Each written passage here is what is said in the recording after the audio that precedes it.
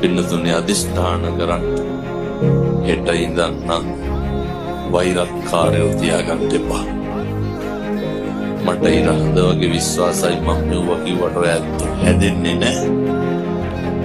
මොකදයි මේ ජීවිතේ හන පළවෙනි බණයි. නමුත් ප්‍රගුණ කරන්න.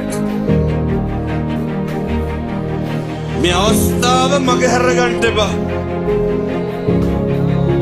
බල්ලෙක් තව බල්ලෙක් දැක්කම මොකද කරන්නේ? කතා කරනවද? කණ්ඩ බයින. ඒ බලු වැඩ කරන්න ඕන තරම් ආත්ම තියෙනවා. මේ පැත්තේ නැත්තර උදේට දැක්කම ඕන කටක් බලලා hina වෙන්නේ නැති මිනිස්සු. තාත්තට මතක් වෙන්නේ දැත්ලිග මේ අවලාවයි කියලා. මේ පැත්තේ තියෙන කුලමල ප්‍රශ්න